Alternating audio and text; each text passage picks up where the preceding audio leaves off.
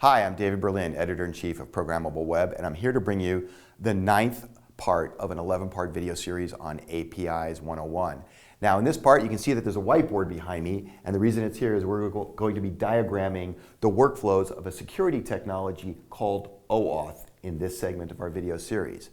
Now, APIs 101 is for those of you who want to get smart about APIs. It's not a deep technical dive. It's basically beginner to intermediate level conversation about APIs to make you smart enough to talk to software developers and API providers and to basically be able to hold any conversation about the API economy in a way that allows you to figure out what your next move is going to be. So if you're expecting a real deep technical dive, not here, but if you're trying to get smart and bone up on what APIs are all about because you've been reading about them or hearing about them in the mainstream media, then you've come to the right place. If you have not seen the previous 8 parts, strongly suggest that you go back, find those, watch them first, because we are building on certain bits and pieces of knowledge and detail to get to this 9th part, which is the part about API security. Now, just to review what this series is covering, at the beginning we talk about what are APIs and why do they matter and how do they work. Then we talk about why it's so important for you to invest in an API program, why you should be thinking about APIs as a product, not as a second-class citizen. How do you secure APIs? That's what we're talking about in this video. And then what is API first design and why is it so important? That's coming up in the next segment of our series. And then finally at the end, get some hands-on, build an API and consume it to see how the whole thing works, right? Now, just to review some basic facts that we've gone over. An API is a user interface. That's how we talk about it at Programmable Web. It's just for different users. Now, when you and I hear that term UI or user interface, we often think about the menus and the screens we see when we're using our smartphones and our web browsers on our desktop computers, our notebook computers, our tablets. That's a user interface. It's designed for humans to consume. But an API, an application programming interface, it is also a user interface. It's just intended for a different user, not a human, a machine running software, so that 2 machines can communicate with each other in the same way that you are kind of communicating with your devices when you're browsing the web or using certain applications. We also talked about some great real-world metaphors that will help you to better understand how APIs work. Shipping containers, Lego, the wall socket in your wall that delivers 120 volts of alternating current. We talked about that contract, a very technical interface between the consumer and the provider of the service. For example, the way an electric utility provides that 120 volts of alternating current to the consumer, which could be a hairdryer, or maybe it's your desktop computer. We talked about how that contract enables digital transformation and also creates a huge amount of flexibility in a way that organizations can drive cost out of their infrastructure, create new and innovative applications, move a lot faster at light speed. And then how all the technologies that are surrounding these APIs are joining together to form what we call the API economy. There's a huge proliferation of APIs, especially when it comes to the Internet of Things. There's no such thing as a thing on the Internet of Things without an API. So you can imagine all those devices coming online, lots of APIs. That taken together is the API economy. Then we took a little bit of a tour of Programmable Web. We showed you how we classify APIs. We reviewed the different types of APIs. We talked about why to invest in APIs. And then finally, we went over the 8 phases of the API lifecycle. Just like any product, APIs have their own lifecycle. It's important to know the different phases and how to go through each of them and deal with the different parts and technologies that contribute to running them successfully. So now we're going to talk a little bit about what it means to secure your APIs. Now, like the rest of the series, this is not an advanced segment on API security. This is just to give you a sense of why API security is so important. So we'll cover some very basic things. We'll also talk about a technology that you see being used in most API scenarios. So 1, why is API security so important? 2, what is the basic idea behind that security technology that I was just talking about? It's called OAuth. What information is typically passed in an API interaction? And why is constant vigilance so incredibly important when it comes to securing your APIs, keeping your network secure in a way that hackers don't break in and compromise something really important? Now, one thing to consider is, what are all the different parts of an API interaction that have to be secured? We have the API consumer, could be your smartphone, could be a desktop computer, could be another server, another computer, doesn't matter. And it's going through a network, it's going maybe into the cloud and doing some things up there, some transformations or some workflows. Then it may be moving on to the actual API server itself. Okay? All throughout that chain of events, there are different opportunities to secure that transaction. There's security that you can put on the API consumer, the client, the desktop computer, the smartphone. There's security you can put on the network so that the data passing through that network is encrypted and secure. There's security that you can put in the cloud. There's security that you can put on the API endpoint at the server's location. These are all very important points to think about when you're securing your API. You can't just focus on one thing. You have to think about it holistically and all the different parts of the transaction, the difference between an API, the journey from the API consumer to the API provider, and how that can be secured. So let's talk a little bit about some of the different areas of risk along that journey. On the client end, you have the application source code that's running. That application source code could be discoverable in some way by hackers. One way hackers get at that source code is they find it when companies publish it by mistake on source code repositories like GitHub. Another way they find that source code is they reverse engineer it when it's running on a smartphone. You have to be very careful about all of the different ways that you can secure your source code and also keep any confidential information that might be in the source code itself from falling into the hands of hackers. Shared passwords, big problem out there. I'm guilty, I know you're guilty. This is where you are using the same password, maybe the same ID, to log into different services. Why do we do that? Well, we subscribe to tens, maybe hundreds, maybe even thousands of services. It's impossible for us to remember all of those passwords or a different password for every single service. So very often we'll take the same password and use it across multiple services. Why is it a problem in the API economy? Because if we use an API, a password to log into some service and the same password to log into another service, and a hacker discovers that password, well, now he's got access to two services instead of just one. So this is very important to try to discourage the use of shared passwords when it comes to API interactions, or to eliminate the use of passwords altogether, which is what we strongly recommend. And we'll show you a little bit about how to do that when it comes to our discussion of OAuth. On the back end, there are all kinds of security risks. This is just a sampling of them. SQL injection is a big problem. It's one way that hackers very commonly will penetrate databases and get at sensitive data. Rate limiting. A lot of API providers forget to put rate limits on their APIs. What's a rate limit? That's when you limit the number of times that an API consumer can come and hit your endpoint over some given period of time. Let's say it's somebody who has is using a free tier to your API. Many API providers have a free tier. Well, you could put limits on how fast they can hit your API in a way that limits their ability to try to penetrate your security and your defenses. Sometimes if you make it so that it's too slow, they'll give up. There are all sorts of reasons that rate limits are important. This is just one of them. One of the most common mistakes we see when it comes to API security is how API providers overlook the implementation of rate limits. Improperly secured endpoints is another problem. Now, an endpoint, we talked about that in the previous video, part 8. An endpoint is where the call to the API is actually made, and it's no different than any other URL, and in many cases, these URLs are not properly secured. This could be part of your overall security strategy when it comes to securing your web servers. It could be part of just your API strategy, depends on the organization, but it's very important to secure those endpoints. Phishing and social networking attacks are a big way that API hackers use to crack into an API and take advantage of any vulnerabilities they may find. I'm not going to go into a lot of details here, but many of the different attacks that we've seen happen in the wild started with a phishing attack against somebody like a developer who was building your source code in a way that compromised the source code and led to a further compromise of the API. Clear text data at rest. We've seen this one in the wild too, where sensitive information, for example, the details of an OAuth token, what we're going to talk about in a minute, are stored in a database in clear text. That should never, ever, ever be the case.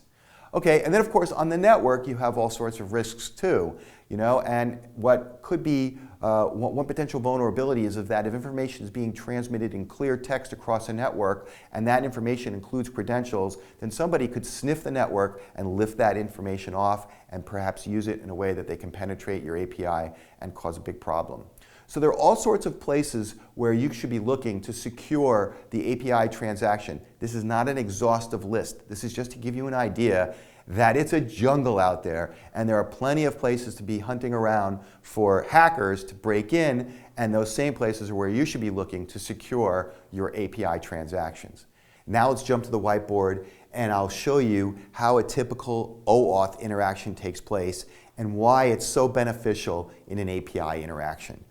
Okay, typically when you log into a service like Twitter, so here's you, right? And here is our service, Twitter. We'll put a big T here for Twitter.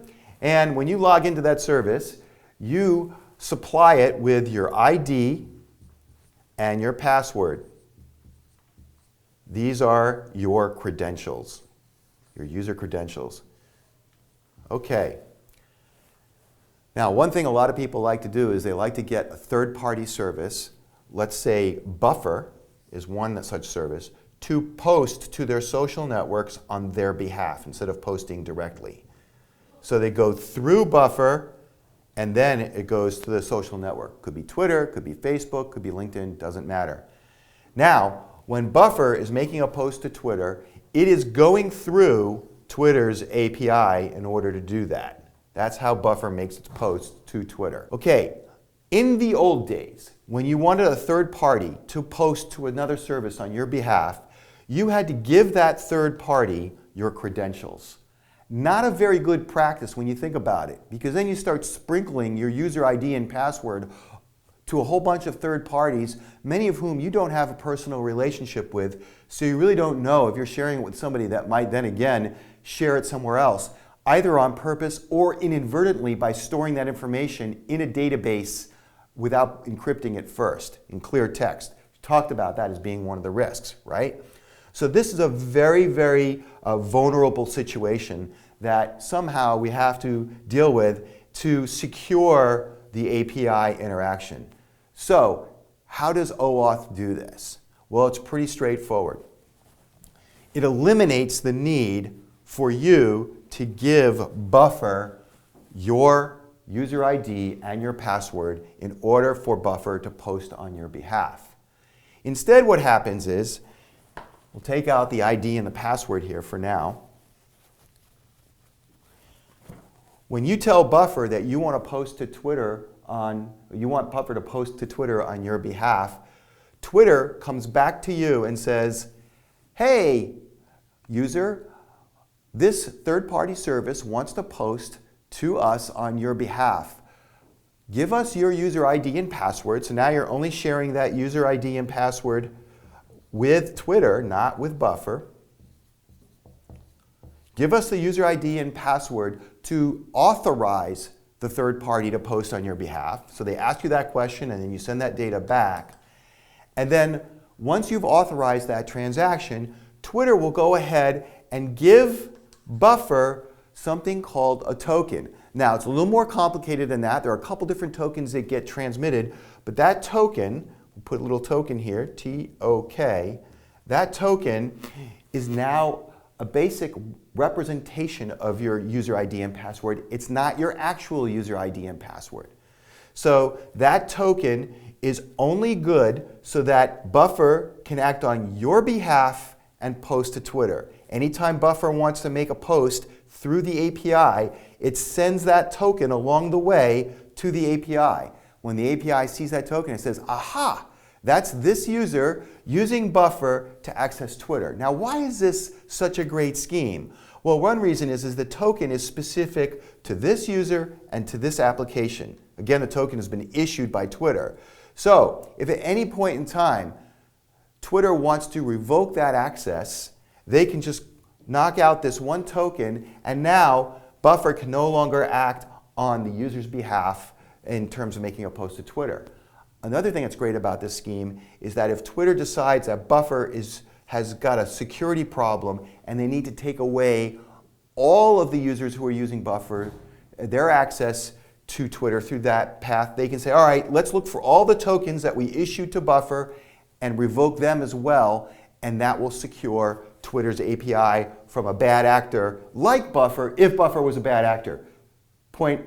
Got to point out one thing here. Buffer is a great actor. Okay, so I don't want to single them out. I'm just making an example here. So let's be clear. I'm not trying to throw anybody under the bus, right? Buffer's a really good actor when it comes to dealing with making social posts. But this is an example of why the token scheme is so useful when it comes to API security, right? And you see this happening all the time now in most API interactions, particularly where one service is acting on behalf of a user making a post to a third-party service. So there's our whiteboard. Now let's review how OAuth helps to keep credentials secure. Number one, in the early days of what we call basic authentication, a lot of times you would pass a user ID and a password in any sort of transaction.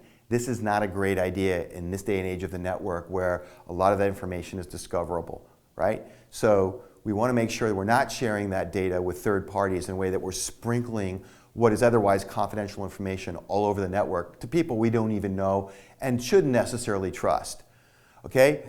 Also, we need some security that makes it difficult for hackers, should they get into the databases where this information is stored, to wreak havoc at scale. One of the big issues here is like if a hacker comes across one token, they can't do a whole lot of damage. And by the way, just the same way that Twitter could revoke a token because they detected some sort of security problem, you can also go in and revoke the token that you issued to Buffer. So it gives the end user some control over their API interactions as well.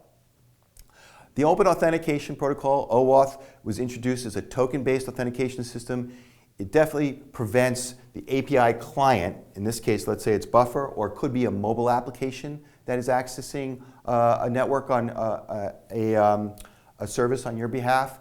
The token prevents that your user ID and your credentials from being stored in that application. So it doesn't matter if it's a network service like Buffer or if it's a mobile application on your phone. You don't want that mobile application basically caching your user ID and password. You only want it to have this token that represents your credentials. Okay, so what are the benefits here? The lone token, if anybody gets a hold of it, is useless. It's like finding a key in the middle of the road. Okay? The token is also specific, as I mentioned earlier, to the intersection of a user and a specific application. So if a hacker comes across that one token, they can't do a whole lot of damage. The same way they could if they, for example, were able to run a query of a database and discover a whole bunch of user IDs and passwords. It provides a layer of accountability on the API provider side because they can monitor usage of their API on a token-by-token basis. This is very important. We talked a little bit about measurability and being able to set up dashboards and things like that. The token becomes like one of the central core pieces of your governance policy. Again, I said you can revoke tokens. You can revoke the access for an entire application for all of the users using that application or just one user. So this is very important in the overall scheme of securing your APIs. It can be deleted at any time. Doesn't matter whether it's misuse, a security breach, or it's the end user's choice. And one other important point that I failed to mention earlier is that these tokens over here can expire. You can set a time so that they're only good for a certain period of time. Hours, days, maybe weeks or months. However important you think it is to expire tokens, let's say a hacker gets a hold of a token and can somehow compromise your API once they've got a hold of that token. We've seen that happen in the wild, so it does happen.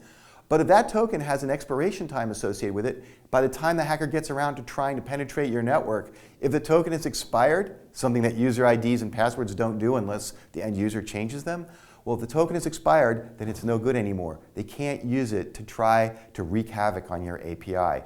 So making sure you take advantage of the option to expire tokens is a very important technique in securing your API.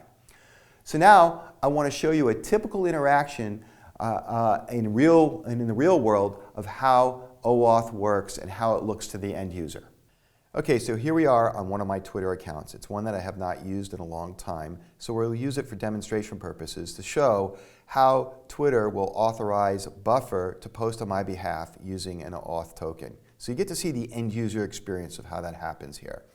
So we're on my Twitter page right now, and if we go to the Buffer service, it's at buffer.com, and we try to connect my Twitter account to it, you're going to see an authorization dialog come up. Now what's important here is that it's going to ask for my user ID and password, but that authorization dialog isn't coming from Buffer, it's going to come from Twitter. So let's see what happens. There you go. Now Twitter is saying, should it authorize Buffer to use my account? And if you look up here in the URL, you'll see that it's a URL whose base is api.twitter.com. This is an integral part of Twitter's API security. It's asking me if I approve Buffer to be posting to Twitter on my behalf. And in order to do that, I have to supply my password. Now the good news here is I'm only supplying the password to Twitter, not to Buffer. So let's put that in. And I'm authorizing the app. And now it's redirecting me back to Buffer, and here now I can make a post to Twitter using Buffer without me having to log directly in to Twitter.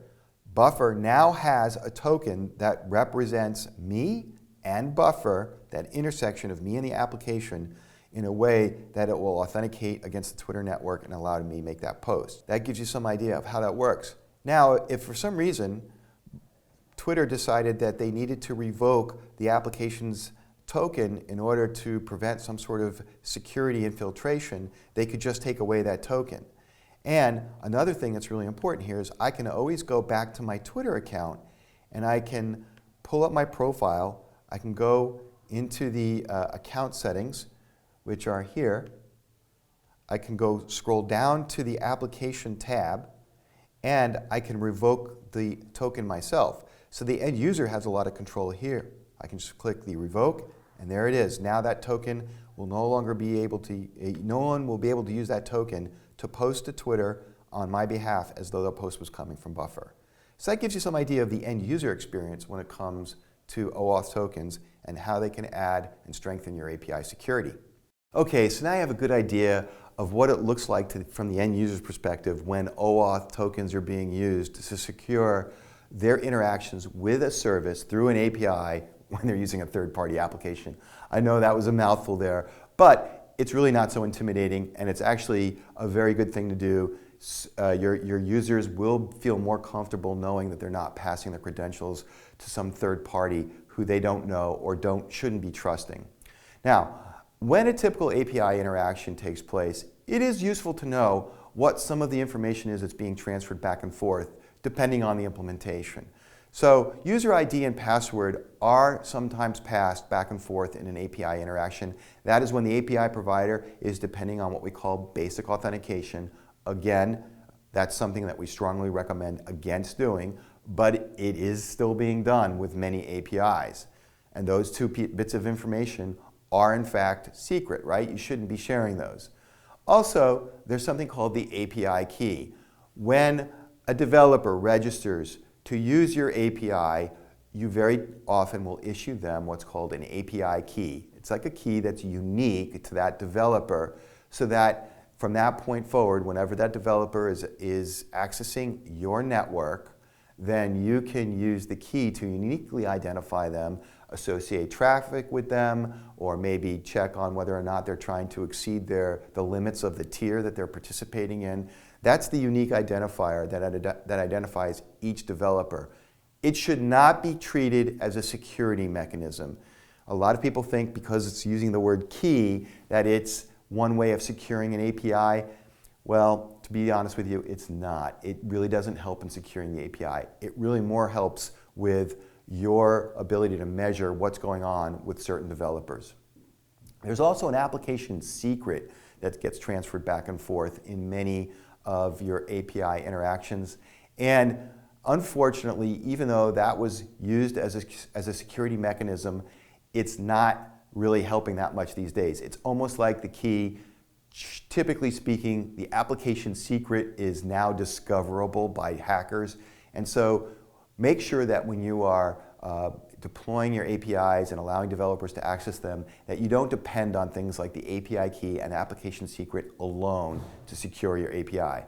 Of course, the OAuth request token, we just talked about that on the whiteboard behind me, and that is a key to improving your security over these other forms that some API providers are using to authenticate API interactions. And the bearer token. The request token is basically the token that's used to request the bearer token. So there are a couple different bits and pieces of what we call the OAuth workflow that I didn't expose in my very simple diagram here, but you should know that there's a token for requesting the access token, and then once you're authorized to have that access token, then the third-party application should be able to access the service on the end user's behalf. Now, earlier I mentioned something about constant vigilance. You can't just look at this once and say, okay, we're done, we did a whole bunch of things. And the reason is it's sort of a moving target.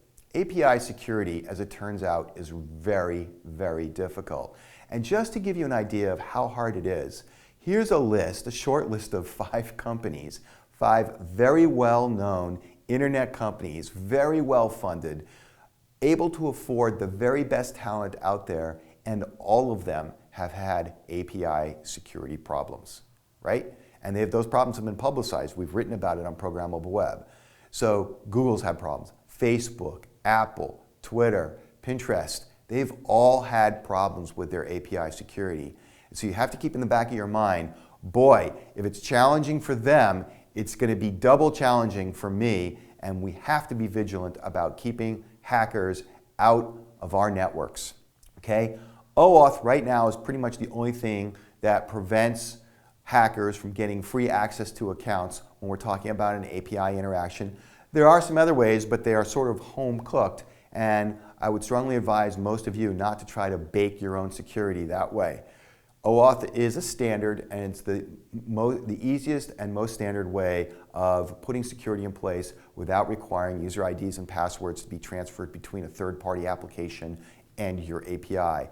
So strongly recommend that you put that in place so that none of your developers can compromise your security. Always take a security-first approach when using OAuth. Take advantage of some of the built-in functionality of OAuth, for example, the ability to expire tokens, but also make sure that when you put those tokens in a database, because you will undoubtedly have to do that, or when they're being stored in a database, tell those third-party application providers to make sure that they are stored in an encrypted form.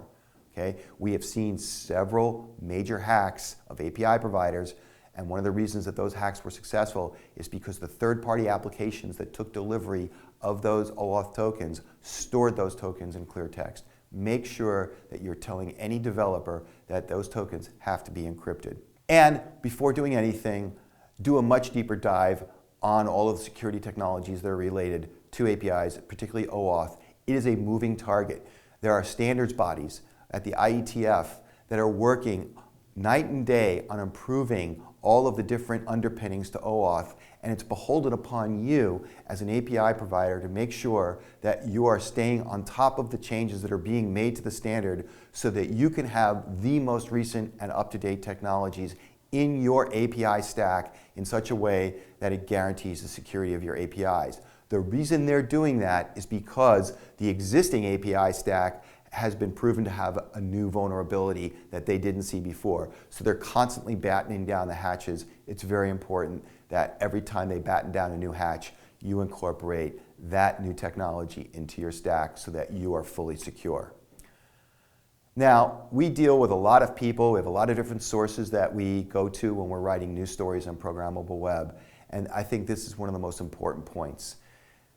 This one of our sources who works at a security company that everybody knows said to me, if he were advising a nation state on how to bring down the United States of America, he would tell them to go after the APIs first. It gives you some idea of where hackers might focus their emphasis when they want to do damage. Imagine if some other nation state decided to attack all of the big companies that have APIs in the internet like Google and Amazon, and the government facilities that are using APIs, all of that infrastructure, if it were somehow brought down, could really bring down a nation state pretty quickly. So this gives you some idea of how imperative it is to keep your API secure. So thanks very much. I hope you enjoyed this part of our series. Next, we're going to talk about API first design in our 10th part of the video series. We'll see you there.